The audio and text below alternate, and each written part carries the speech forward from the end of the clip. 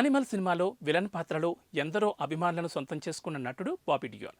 ఇవాళ ఆ విలక్షణ నటుడు పుట్టినరోజు సందర్భంగా బాబీ డియోల్ లైఫ్ హిస్టరీ ఎలా సాగిందో ఓ లుక్కేద్దాం.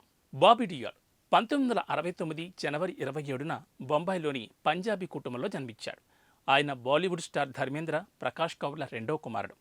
బాలీవుడ్కు చెందిన సన్నీ డియోల్ సోదరుడు. అసలు పేరు విజయ్ సింగ్ డియోల్. 1977లో విడుదలైన ధరంవీర్ చిత్రంలో చైల్డ్ ఆర్టిస్ట్గా కనిపించారు. తర్వాత 1995లో వచ్చిన డియోల్ బర్సాత్ మూవీలో ప్రధాన పాత్రను పోషించారు. ఈ సినిమా బాబీ డియోల్కి ఫిల్మ్ఫేర్ అవార్డును తెచ్చిపెట్టింది. ఆ సినిమా తర్వాత 1997లో గుప్త్, 1998లో సోల్జర్, 2000లో బిచ్చు, తర్వాత అజ్ఞాతవాసి, హుమ్ రాజులతో విజయవంతమైన యాక్షన్ థ్రిల్లర్ చిత్రాలతో ఆయనకు మంచి గుర్తింపును సొంతం చేసుకున్నారు. హుమ్రాజ్ సినిమాకు గాను డియోల్ ఉత్తమ నటుడిగా ఫిల్మ్ఫేర్ అవార్డుకు నామినేట్ చేయబడ్డారు.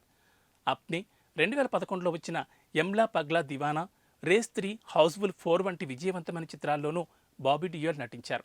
అలాగే ఆయన streaming ventures class of 83, love hostel సినిమాల్లో మంచి నటన ప్రదర్శించారు.